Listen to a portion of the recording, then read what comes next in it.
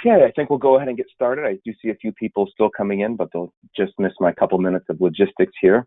First off, I want to thank everyone very much for taking the time out of their schedule today to attend today's Sage 100 customer webcast on Sage Production Management. My name is Jeff Merton. I'm on the partner marketing team here with Sage. I'll be hosting today's webcast for you.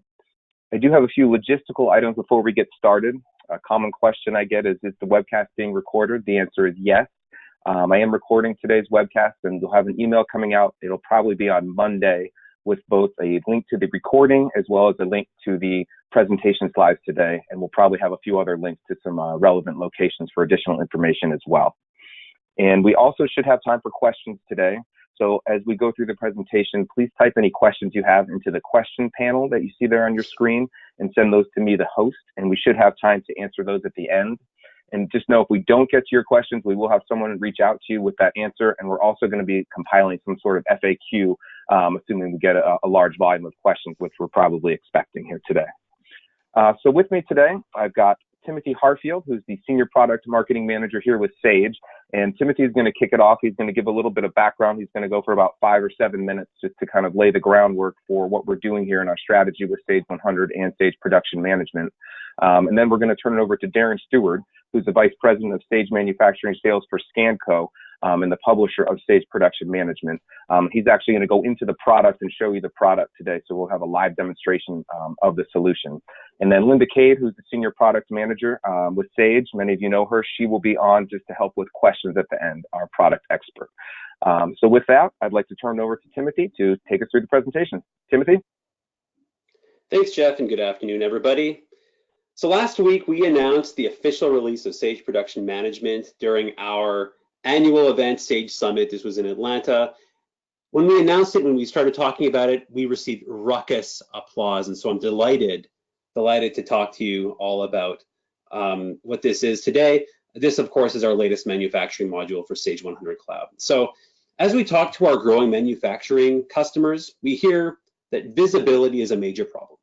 In order to scale, business owners need to hire more people. They have to establish more specialized organizational structures and invest in more technology. But all these things are important to scale, but they come at a cost, visibility into the entire business.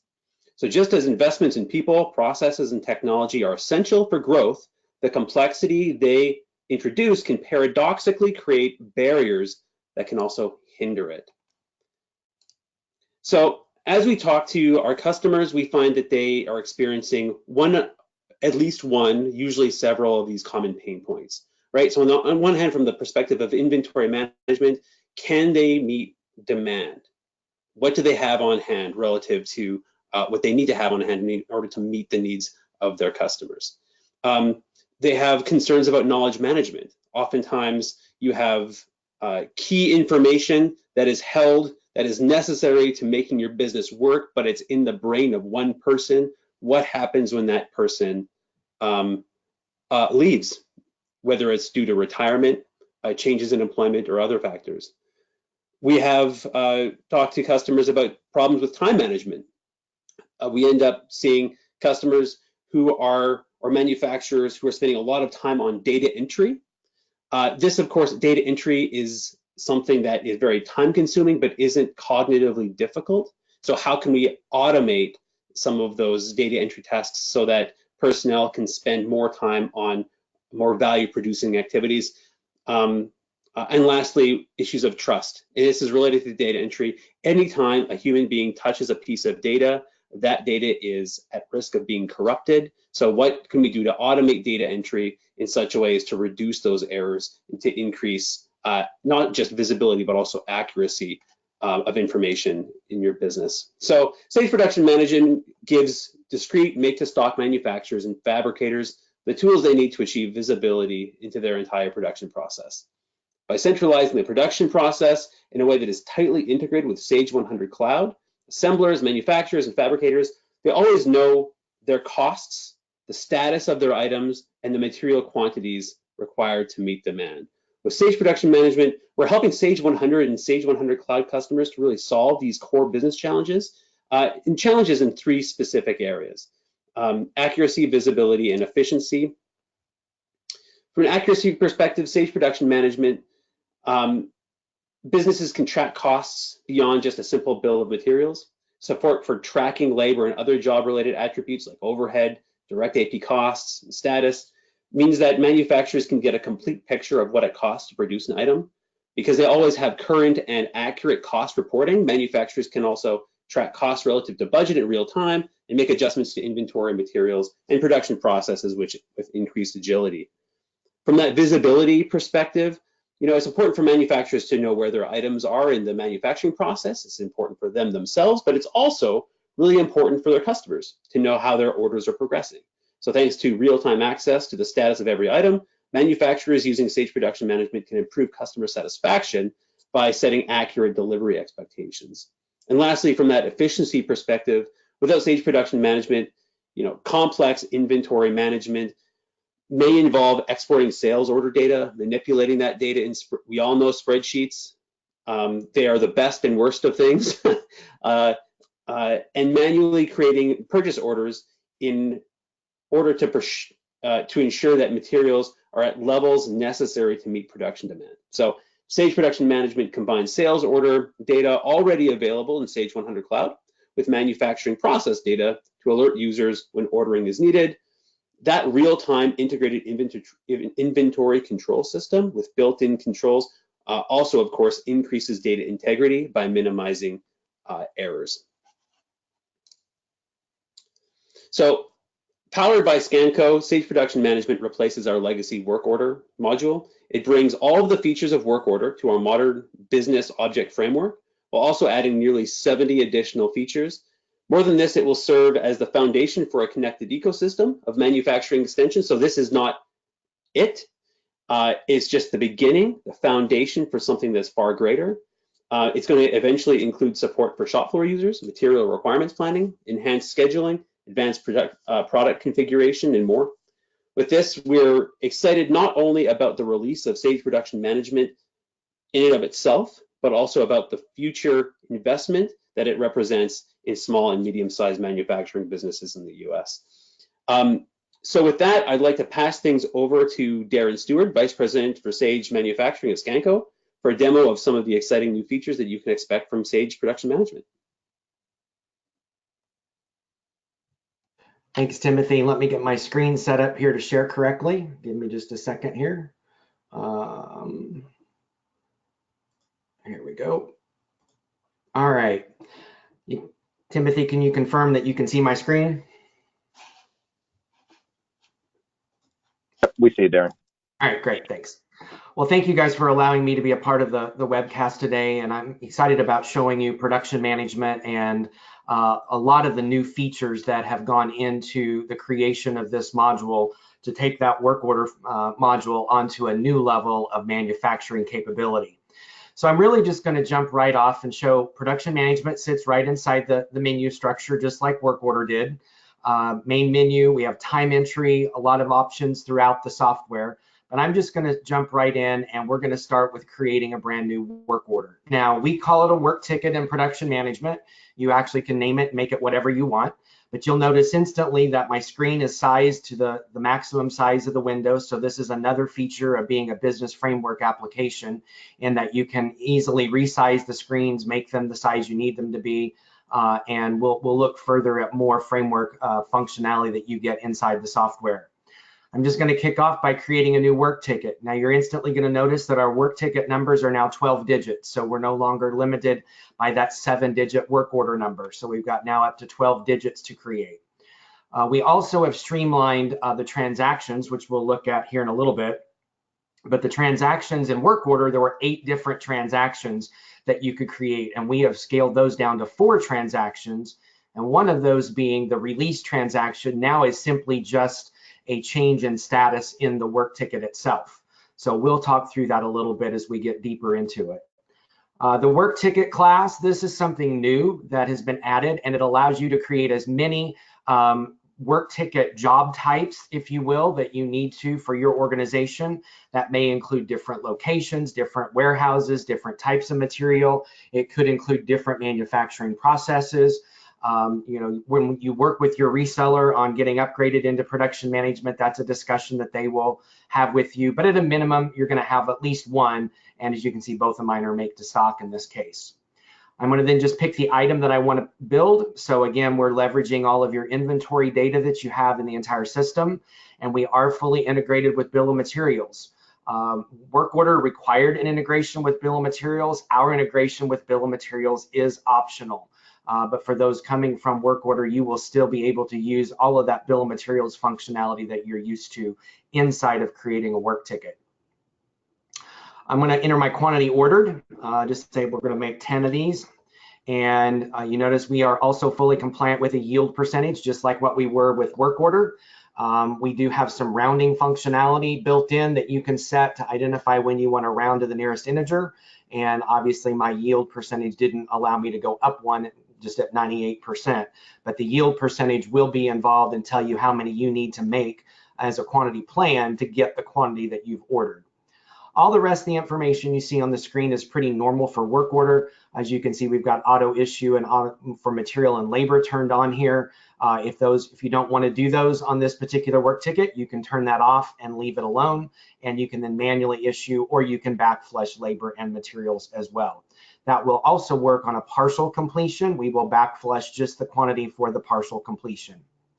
And finally, down here, we comply with the planner code. And just like with work order, you can identify whether this is being made for a sales order, a work ticket, or back to inventory. Now, obviously, with make to stock, everything gets returned to inventory. The difference is just whether you want to cross-reference that and have a back order fill report print to know what you can now go fulfill based off of what this was being made for. Once I get my header screen filled out, I'm going to go ahead and go into my copy option, which will allow me to populate the steps in the materials. Now, because I have a bill of materials on file, it knows that and it defaults to bill of materials. But one of the great things about production management is that you can create a work ticket from one of 4 sources. You can create it from a bill, you can create it from a template, which is really the same thing that the routing was inside of work order. However, our templates can contain material as well. You can also copy any open work ticket, and you can copy any closed work ticket that you've ever done inside of production management to be able to create a brand new work ticket. Now, again, we're fully compliant with revisions, and because this build does have options, I can simply go in and select the option that I want. That's the only one that's required. I could obviously go select any of the other options I wanted as well if I wanted to do that. So we're going to be fully option compliant here as well. We do also work with phantom bills, and we will explode the phantom bills into the work ticket automatically. Otherwise, you have the option to explode the sub-assemblies. Now, work order did this somewhat, but this is a new whole functionality feature set where we will not only explode the material, but if that sub-assembly has its own routing or its own template with its own steps, we will also explode those steps into the work ticket, and I'll show you that in a second. And then we're compliant with the engineering change control as well. Click accept here, and it's going to go out and create my work ticket. And now we'll jump to the steps tab, and you will see that steps and all of the screens have now been maximized for grid control. So you've got your primary and secondary grid, which is a business framework feature. And you'll notice the steps are also now 6 characters instead of 4. Steps now can be rearranged, and one of the huge benefits of production management, unlike work order, when you released a work order, everything got set in stone and you couldn't go back and really change anything. With production management, every work ticket is fully editable all the way to closing that work ticket. So even if you're on the last day of production and something happens and you need to make a change, you can add a step, you can renumber a step, you can add material, change material, and you can do whatever you need to with that work ticket all the way through to its complete closing. Now, again, we exploded the subassembly, and you'll notice that some of my steps are single-digit numbered, and then some of my steps are incremented by 10s. The single digits are the routing for the subassemblies that got exploded into the parent work ticket to handle those subassemblies, as well as the steps for the parent item. So this is where we now have expanded the capability beyond work order to give you that full explosion into the work ticket steps and material if you're going to handle those with subassemblies. We do have an activity code that's similar to what a work order called an operation code, same exact thing, and our work centers. One thing that is new is you can now do status tracking by step. So these status codes are fully user definable. You create the status codes that you want. New and complete come with the system. Everything else is added according to what you need to have happen, but you can now track the status by steps. We can also mark a step as a change order step if a customer makes a change, or we can mark it as a rework if it fails our QC. And again, those can be added at any point in time. Steps can also be tied out now to an outside processing vendor. So if a vendor is going to perform a step for you, you can simply tie that out to a vendor and add that vendor into the work ticket step. And from here, once the work ticket is released, we can actually cut the PO as well directly from here. We have our budget for labor, hours, and dollars, and then our material budget will get updated here in a minute whenever we deal with material. But in addition to that, we keep a revised budget for everything. We're also keeping track of scheduled hours, promised dates, who it's assigned to, and additional information that's unique to make the stock work ticket class. On the materials tab, we now have a complete list of all the materials, again, fully grid compliant. And I do want to point out that now within production management, you can also include special and miscellaneous items as well as comment codes inside the material section of the work ticket.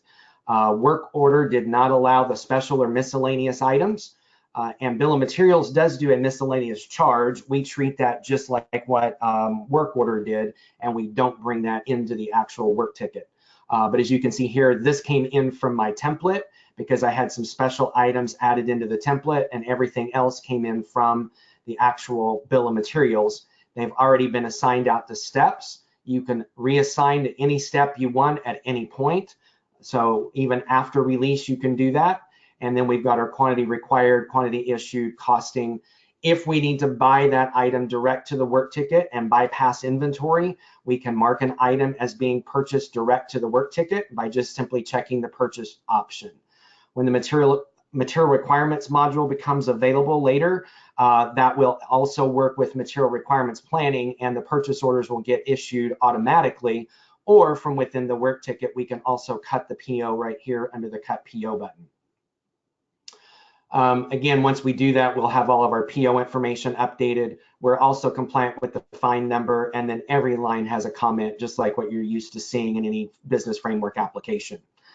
Down through the secondary grid, additional information is being provided, and you can drag and drop that into the grid as you choose. And again, remember, grids are unique to each user, not to the system in general, so everybody can create their own. Because we are fully framework compliant, you can always right click, and you can also drill into an item, and you can also use alias item codes for that. Now, we do modify item maintenance a little bit. You have your required for work ticket, meaning it's a component. We also have on work ticket, meaning it's being made by a work ticket. So those are being added into the grid work here for quantities.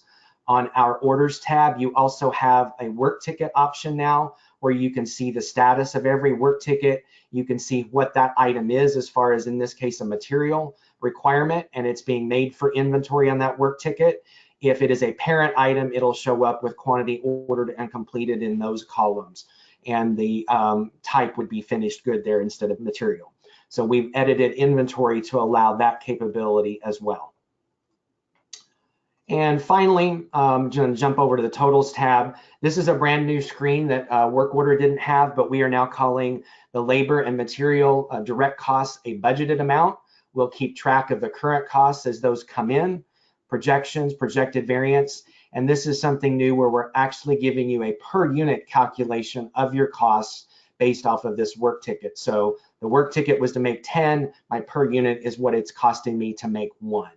Now, all of these screens have a step filter as well. So if you want to look at it for all steps, you can do that, or you can drill into a given step as well and see what that step looks like and what is happening on a given step.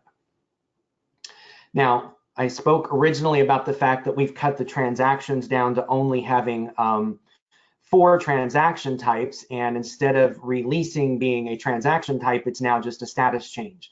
In my system, I have it set up that as soon as I click accept, it will auto release the work ticket. So when I click on accept, It is going to change that to released, and I'll come back to it in a second. It'll update the screen. And I have my traveler or my work ticket printing set to auto print. So if I want to do those, and again, those are Crystal Reports forms, and this is a very generic version of that form. But here now is the material list that's required for that. And on the second page then are all of the work instructions and steps that are required to complete this. Now again, those can be fully customized. You can make them look any way you want, but they can auto print, as well as it can also kick into auto printing a pick sheet. If I go back to that work ticket, you will notice that it has now already been released. So that's how easy it was to release the work ticket instead of having to go through a transaction. By the way, the ability to release is a security event and setting. So in the setup options for your role maintenance. So if you don't want people to be able to do that, they don't have to be given that security right. So now that I'm actually in a released work ticket, I can go in and you will notice that now my budgeted hours have been locked down because the budget's set, but I do have a revised budget that I can now modify, and that's where my editing will occur. So we're always going to give you complete comparison of what it was when it was released versus what it is whenever you finished and finally edited the job, as well as keeping track of the actuals. So from here, I'm going to jump into a couple of transactions for this particular work ticket. So if we go into transaction entry, you'll notice that we are now fully batch compliant. So you can create batches, and we'll create a transaction. And then you'll see we only have 4 transactions that are here. So I'm going to go in and do a materials transaction, and I'm going to pick my work ticket 9538 I just created. We'll go into the lines tab, again, fully grid compliant, able to see exactly, drag and drop fields back and forth. I do have a list here of my original items that were listed on the work ticket. So if I want to issue one of those into my work ticket, I can do that and go ahead and just say how many we want to issue. I can issue any item I want into the work ticket. I am not set in stone on the items that I issue. So if I want to pull an item that was not listed on the work ticket originally, not a problem, add that, tie it to a step, it'll get added to the work ticket and added into the work in process. So fully capable of being able to enter and any items you want to be issued into the actual work ticket. Go create a labor transaction. Our labor entry is incredibly simple. We will look at another labor option here in a minute, but this is a very, very streamlined, hey, I just need to get cost into the work ticket. So I'm just going to pick a step. We had 5 hours. So very simple, very straightforward. I'm going to go ahead and click accept there, and we'll go ahead and run the register. Pick my batch, and of course my dates are wrong. And now you will see our register that is able to come up, fully paperless office compliant here as well. If you want to run those registers into paperless, that's not a problem. Showing you the labor transaction that we had, what overhead is being applied to that, if any, as well as my material transaction and any material costs and overhead that's being applied to that as well. Go ahead and update that work ticket or those transactions. No, I don't want to do that. And we'll go back into our work ticket now and take a look at a couple of additional things. So now on my steps, back up here on step 1, because I have entered labor now, you will notice that things are beginning to get updated. We'll look at a transaction here in a minute that will show that.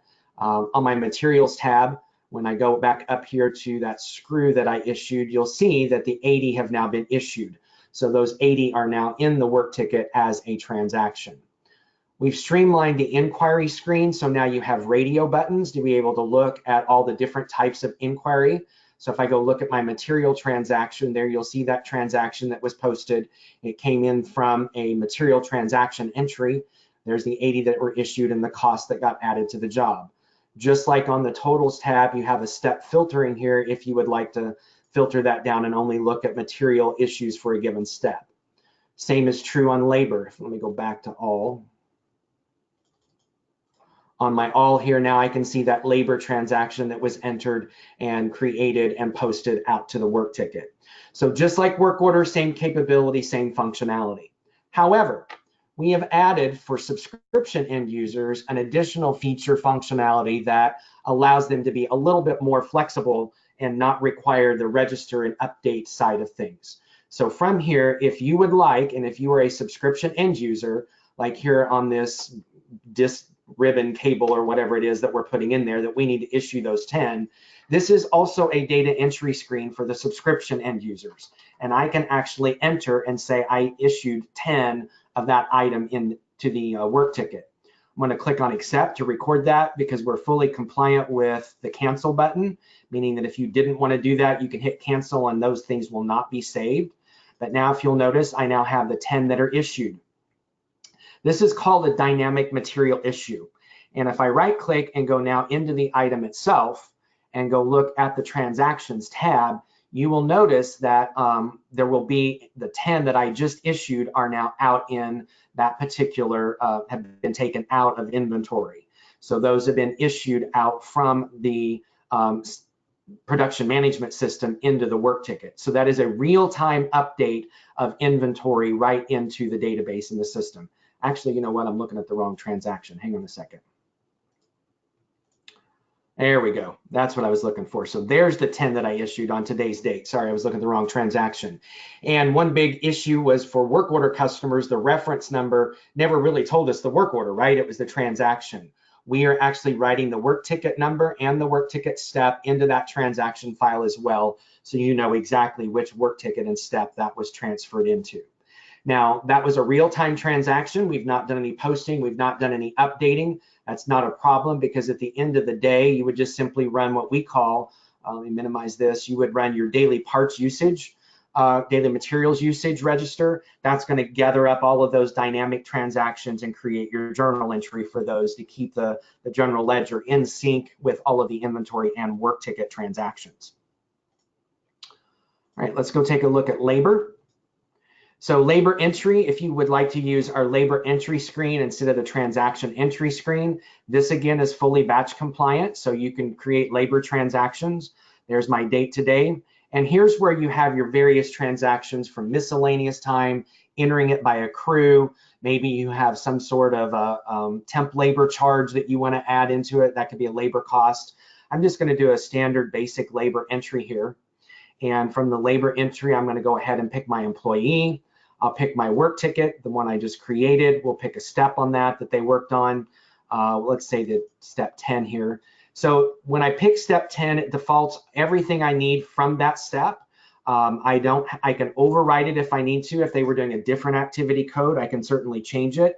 That's fine at this point. We are also tied into payroll. So for those that are using Sage 100 payroll, if you want to gather your time both from a work ticket and a non-work ticket standpoint, we can collect all of that time and help you create paycheck entries. I'm going to go back and just back up my time a little bit so we get a time in here. We'll say 11 a.m. to 12:30 p.m. Now you can also see right here that calculated my 1.5 hours. I had 2.5 hours budgeted, and once I record this time, it will update the total hours. Another new feature is you can now document the work that was performed. If I could type today. And if you would like to also change the status code of the step, you can do that down here. Again, many of these things are actually related to your security events and the security rights that have been assigned for various things. And if I want to keep track of how many of the 10 that I was working on during that time, I can tell it that I completed 6 of the 10. That's not a completion entry. We're just tracking inside the step how much got done during this amount of time to help us budget out and forecast what our remaining labor charge needs to be. Now, again, if you are a Sage 100 Cloud subscription end user and you want to enter time this way, I have it turned on to dynamically post that time. So what that means is as soon as I click the accept button here, that labor entry gets recorded to the work ticket instantly. So let's go back to the work ticket. Go to the job itself, go to my inquiry tab, and now go to my labor step. And now you will see that 1.5 hours was posted and it came in from my data entry screen, my timing screen. So now I'm tracking the employee name and number, what department they worked in, and I've got all of my costs associated with that labor transaction. If I go to my totals tab, that is now being updated, as you can see, and I'm collecting my cost real time for all of that as well. Back on the inquiries tab, I go to statuses. I'm going to filter that down to step 10. And now you'll see that that status change that I entered has also been created here as well. So I have created that and moved that over to the open status. As we move through those statuses, you can update those. We are Business Insights Explorer compliant. So if you would like to have people pulling up Explorer views, they can actually be seeing those status changes as they are occurring as well. All right, now, this work ticket's been open for a while. We've got transactions going on that I realized I forgot a material. So just to show that we can add and edit anything we want at this point, I'm going to come in and I'm going to add a new, that's not a new one, so let's change that. Let's pick something else. We'll add this capacitor. Let's say it's going to go on to step 10, and we need 10 of those. So as you can see, I added those. Now I can mark it as being purchased on a purchase order too, because maybe it's not something that I stock frequently. So now that I've created it, I'm going to write it by clicking accept, go back to my materials tab, and now I'm actually going to cut the PO for that. So right here from in the work ticket, I'm just going to click on the cut PO button. It says great. Now I'm going to create a brand new PO, get to pick the vendor that I'm going to buy that from, buy it from United Computers. If I needed to purchase multiple items on the work ticket, I can do that. If I would like to see all of those, mark anything I want to be added to that PO, I'm going to leave it alone. But you'll notice my quantity and my unit cost is fully editable here as well. So maybe I get a better deal because I've talked to them and I need them to expedite it, whatever the case is. When I get done, I just click OK, and it's going to go out now and it's going to create the purchase order 95088 in my case. I say okay, and now whenever you look back at the screen, the purchase order number has now been cross-referenced into the work ticket. I also have the ability now to drill into the purchase order in inquiry mode and see what else is on that purchase order. So right there you can see the lines, and it has been tied out to that work ticket and step number. The reverse of that is true as well. If I needed to go buy something and I wanted to go to purchase order, I could come into purchase order itself, and I'm just going to pick that same PO. But I could come into that purchase order. I can add anything I want to that purchase order that I want to buy. Say I need to buy 10 of them again, and I can add it into the work ticket. And again, we'll just add them to step 10. And even though that item wasn't on the work ticket originally, because I've linked it out to the work ticket, it's been simultaneously added to the work ticket. And now if I go back to the work ticket, you will see in that work ticket that item has been added. So right there, it added that item to the work ticket for me as well. It's also showing me now my vendor number, my PO required date on those, and I also have additional fields that you can put up in there as to whether the PO has been received or whether it's been invoiced. A new feature that is also available with production management is that we actually will allow you to post cost from accounts payable into a work ticket as well. So if you have a freight bill that comes in from a vendor, something happens, you need to post a charge or a cost into the work ticket. We can do that here within our AP invoice entry. Pick again a GL account. We'll fix it. We'll overwrite it, send it to, I don't know, I'm just going to pick something here. You can send it to whatever account you want. We will overwrite it whenever it gets assigned to a work ticket, and we're going to send it now to work in process. So you see it adjusted the account number automatically to WIP Direct. So I can then send it into that work ticket. Once I update this register, and again, my dates are off. I apologize. I should have adjusted those. Once I send it into, once I update my register, you will notice that we've modified this register to also show you the work ticket number that it's going to the WIP account and the step number that it's being applied to. And when I update that, it will get posted into the work ticket as a cost inside that work ticket. So just to prove I'm not a magician, we'll go back to work ticket entry. And now if I go to my inquiry tab and I look at my direct costs, there's the $100 that just came in from the accounts payable side. So we can capture those costs now here as well. Notice I also have a purchase order button. So this is now showing me my related purchase orders, whether they are step-based or they are material-based, it doesn't matter, but showing me what's been ordered and what's been received. And then finally, I want to go back to my work ticket transaction entry. We'll create another new batch. And now we're going to do a completion entry. So I have two options, completion and closing. Everybody's familiar with those that has work order. But from this point, I'm just going to go ahead and say completion entry. I'm going to go ahead and pick that work ticket we were just working on. And you'll notice that I have a costing method. And one thing that we've added for a partial completion, we are also adding now the ability for you to send that to inventory at its standard cost.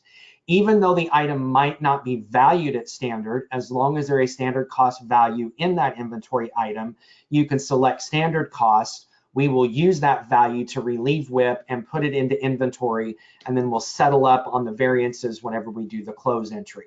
But that's a brand new option that we have as well.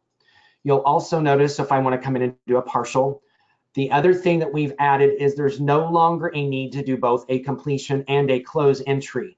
We will allow you to do both in a single entry. So if you mark the work ticket to be closed here with a completion entry, we will complete both of those for you at the same time. So that is an option that you have. If I wanted, maybe I was completing all 10 of them, and then I can also close the work ticket as well.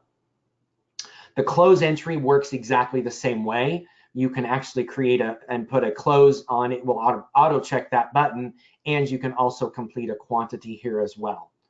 We do provide the ability for you to complete an alternate item. So there's different items. It's called a sub item. I know the sub item description is showing. I forget where there it is. So if there is a sub item, it's a byproduct. You can actually create a byproduct with a material completion as well. And finally, you can also do some scrapping. If you need to scrap the work ticket, you can do so and give it a scrap unit cost and scrap from a step to a step and choose how much of that you want to send to scrap and pull out of WIP. So all of that is now available here inside the actual work ticket. Now I'm going to go ahead and do this completion just to show you how the close actually comes working, what it does to the work ticket. So we'll preview that. So here's now is my close and my completion. I'm completing 10 right here. I'm closing the work ticket out. Granted, I didn't really put a whole bunch of cost in it, so it's not a really valid costing. But if you need to print work ticket labels, just like what Work Order did, you could do that. And then I'm going to update that journal. Now, we also provide the missing cost reports. If you want to print those, the variances, those are just like Work Order.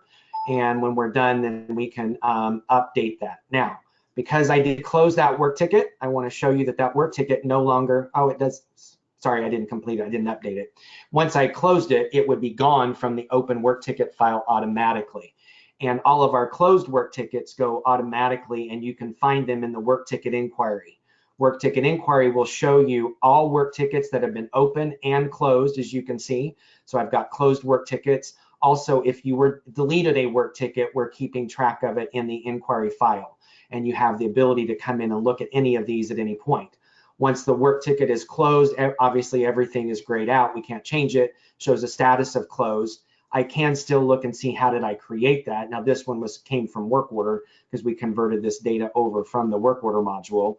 But on my schedule tab, it also tells me what the close date was and when I actually released the work ticket. So we, rather than creating those as transactions like Work Order did, we're tracking those now on the schedule side and allowing you to see that data on the schedule tab. A couple other things about production management. I know I really blew through this, but we do have a cost roll-up register. It works very similar to what it did in Work Order. If you have standard cost items, we are going to give you a register because we're updating the value of those standard cost items in inventory. So it works very, very similar to what you're used to seeing. On the reports menu, we also do have a where used inquiry. Reports menu, open work ticket, there is a WIP reconciliation report for back to your general ledger. Our transaction detail report is quite flexible. You can choose any statuses that you want to see, including closed and deleted work tickets if you want to see those in the report. You can also say, hey, I only want the open ones.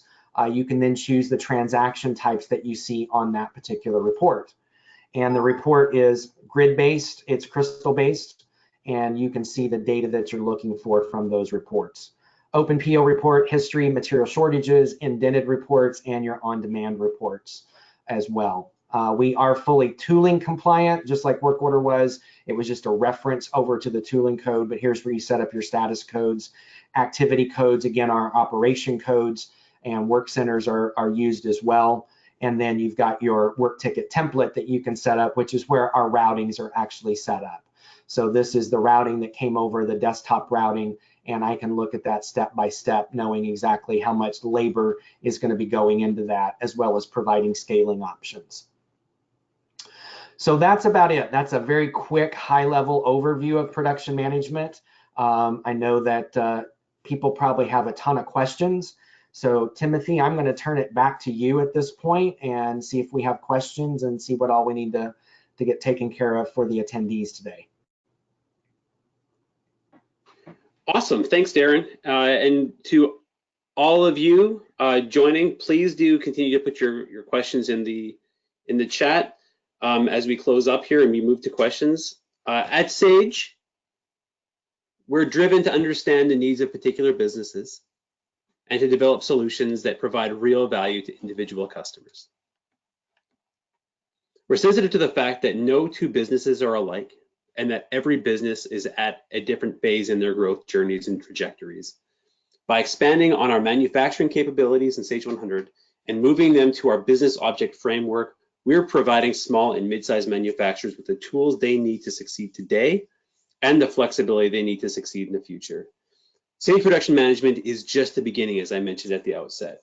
More than just a single module for Sage 100 and Sage 100 Cloud, Sage Production Management will serve as the foundation for a manufacturing ecosystem that will support material requirements planning, shop floor users, make to order, enhanced scheduling, advanced product configuration, and much, much more.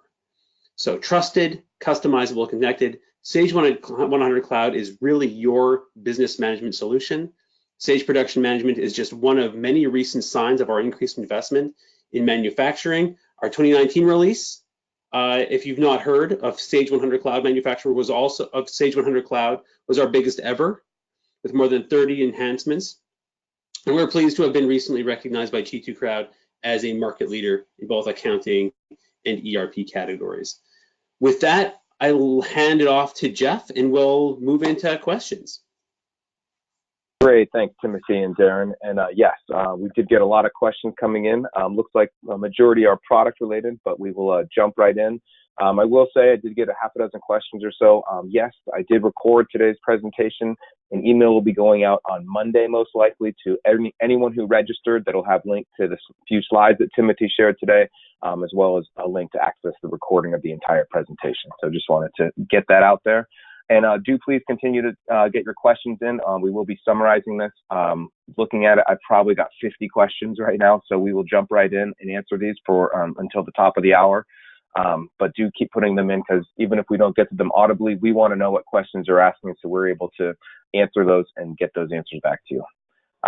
Okay, and also keep in mind, some of these may have been covered. You know, these started coming in at about 10 after the hour, so some may have already been covered, Darren, but just to, we will just jump in and ask them.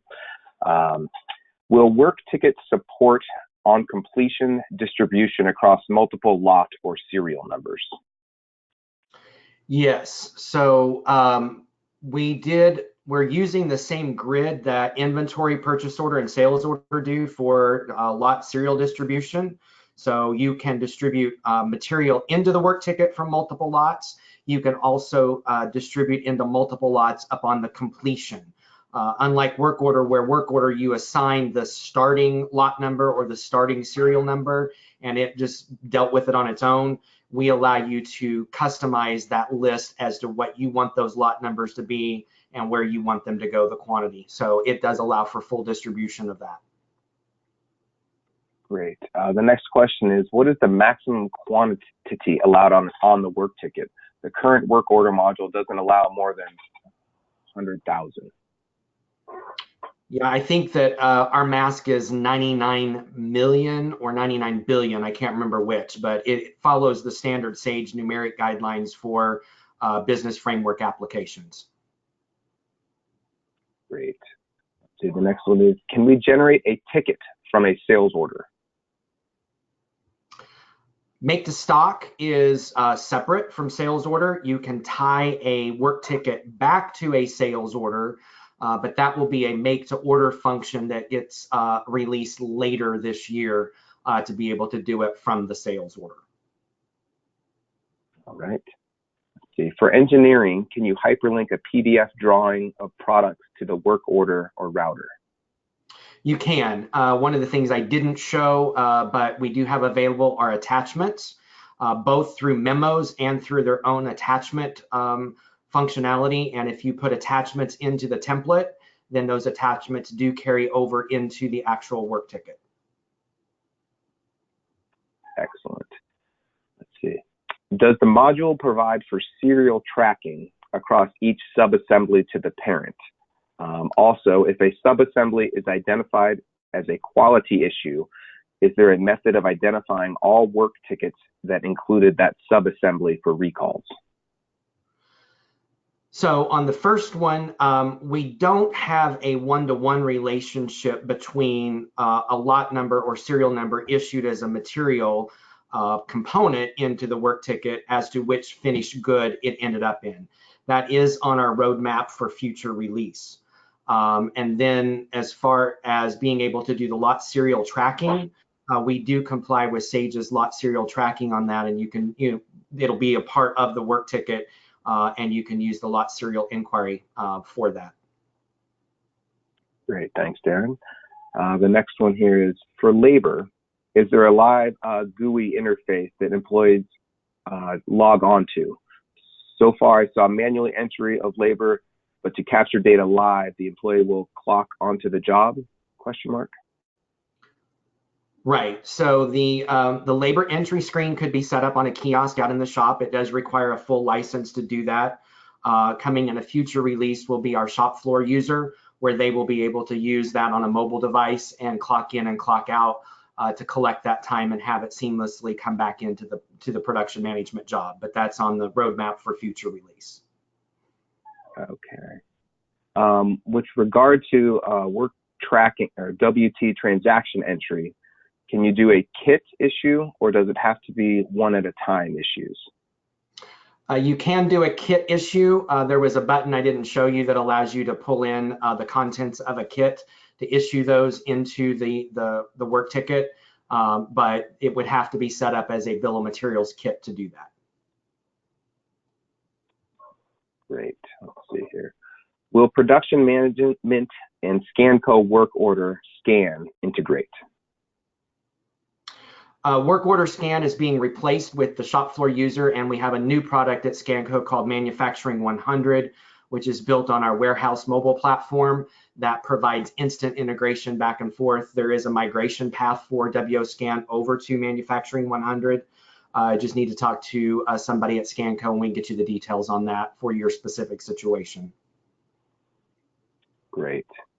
Let's see. Why does the work order module still show in the modules list if we're using production management? Yeah, we leave work order there because currently our data conversion tool does not convert work order history. So we allow you to still go back, look at work order as an inquiry mode, run reports to look at those work orders.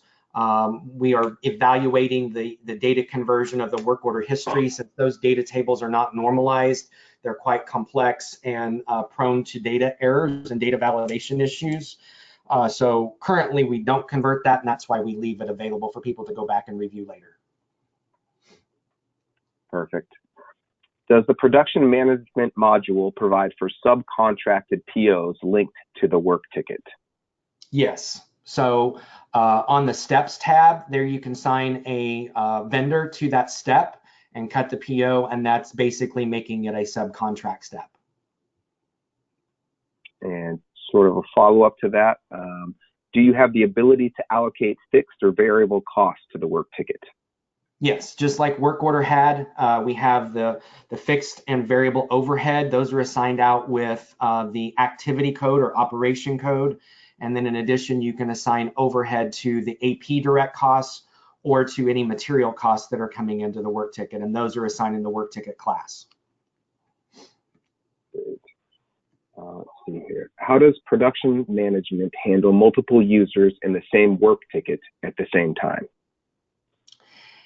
It will follow the exact same philosophy that if you have multiple people in a sales order at the same time, the first one that clicks accept, their changes get written. When the second person tries to do something, it'll say this has changed since you last pulled it up, and it will probably require you to discard your changes because the changes have already been written from the previous user. So that's just a standard Sage 100 multi-user issue function. Okay, and I think you've touched on this, but I'll ask it again. Is there potential to integrate this with barcoding software to make labor entries easier, or the materials pulled off for each ticket? Yep, that's the manufacturing 100 solution that Scanco offers. In addition, there will be a scaled down version of that called the shop floor user. So both of those will be options for production management to automate the shop floor for material issues, for labor tracking, make to stock entries, and status changes. Excellent. How does the work ticket recognize non-productive time or expenses? I'm going to answer it this way. Non-productive time probably is not tied to a work ticket. So that would be whenever you would enter miscellaneous time in the labor entry. That is time that is not tied to a work ticket, and we're simply recording it because we want to be able to create payroll later. So non-productive time is usually not tracked direct to the work ticket. It's outside of the work ticket. Okay. Can a closed work ticket be later reopened if needed to revise transactions? You don't reopen a closed work ticket, but you can, based off of a security setting, post transactions to a closed work ticket. So you make sure that that work ticket reflects the accurate cost even after it was closed. Great. Let's see. Oh, the next question. I think this is the same thing. I'll ask it. Once a work ticket is closed, but there were missing material or labor entries, can you resurrect the work ticket and reclose? So that's basically what you were just saying. Yeah, again, we don't reopen it, but we let you close post transactions to the closed work ticket.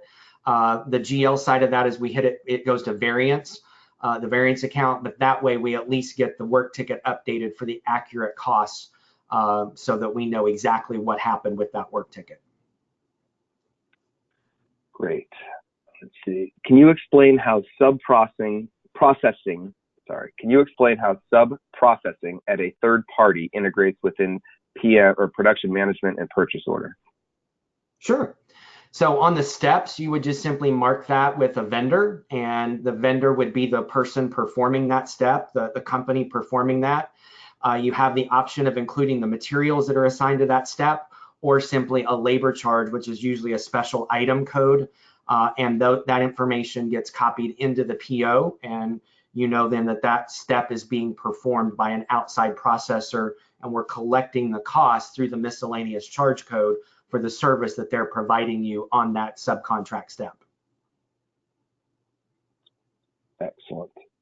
Let's see. If we currently use ACS from Scanco, how does this interact with that solution, or does production management supersede it, since it seems like many of the things, it does many of the things that ACS adds? Right, so I'm assuming there you're talking about the manufacturing efficiency solution for work order, and you're correct. This does many of those things out of the box. If you have the ACS manufacturing efficiency, which became the Scanco manufacturing efficiency, we just want to have a conversation with you to understand what you're using in that. There's not 100% feature set transfer between the two.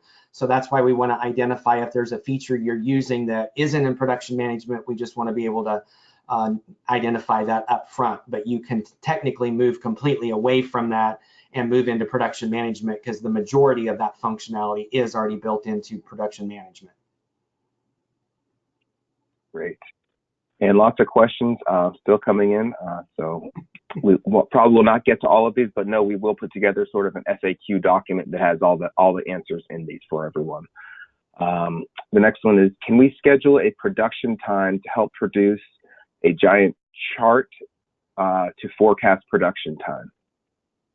Yeah, that will be when our enhanced scheduling module is released for 2019, which will be later this year. You'll be able to do the capacity planning, have the Gantt chart, and be able to see how the production is going to be scheduled and do capacity planning at that point. So in the release that you saw today, no, that's not there, but it is something that is on the roadmap.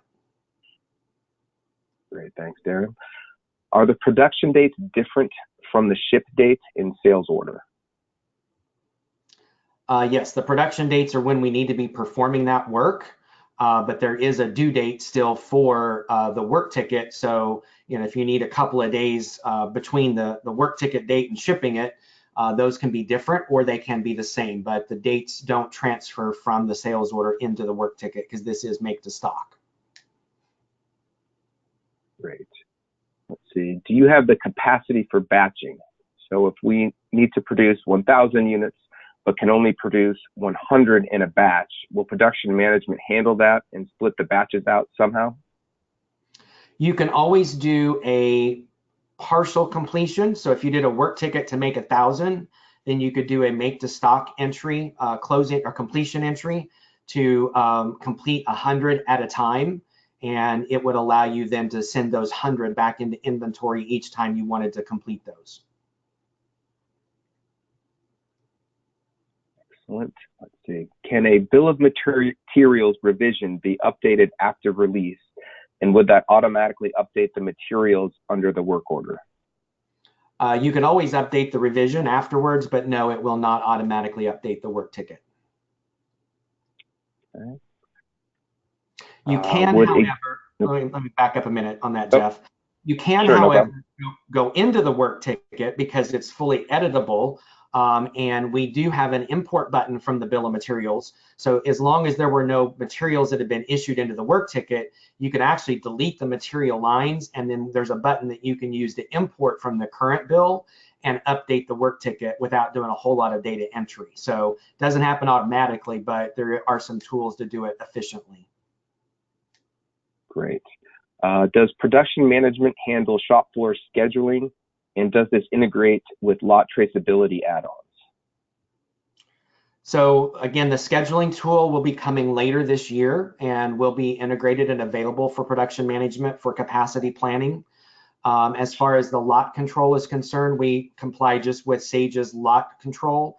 If you're referring to the vendor lot traceability add-on that Scanco has for the multi-bin solution, that will be available later this year as well for production management. Great. Would existing work order setup, routers, work centers, operation codes, etc., transfer to this new program or module?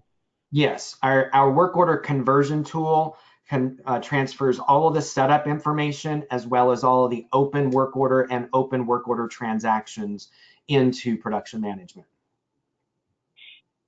All right. A couple more here as we're getting to the top of the hour. Can additional costs be added from accounts payable to a work ticket after the ticket has been closed? So that's what we were just talking about. Yeah, as long as it's a setting. So as long as the work ticket setting is marked to allow transactions after the close, then yes, you can do that. Okay. This will probably be the last one here. We send fabricated parts to our internal paint division for painting. They in turn internally invoice the fabrication division for the cost of painting. Is there a method of accounting for these transactions within the work ticket? There is. The answer to that's going to depend on whether the division, the paint division, is inside the same Sage 100 company, or if that is a separate Sage 100 company where you've got intercompany transactions. That's probably something we would just need to get with you and your reseller on to work out the details on that. Because depending on how you're doing that will matter how it gets handled in the work ticket. Great. And I think we'll end it there. I literally have probably another 50 questions. And Darren, you're doing an amazing job answering these as I'm just peppering out of all angles coming at you. So fantastic job. But everyone do know we will put together a document and have someone reach out to you with the answers to your questions. We just don't have time to go through all of them today, as I think that was almost 20 minutes solid of Darren answering questions. So a lot of great stuff. Again, thank you, Darren, for the presentation and the content today, and Timothy as well. With that, we will end today's presentation and keep an eye out for an email on most likely Monday with a link to the recording as well as the slides that Timothy shared at the beginning. So with that, I wish you a great rest of your day. Thank you very much.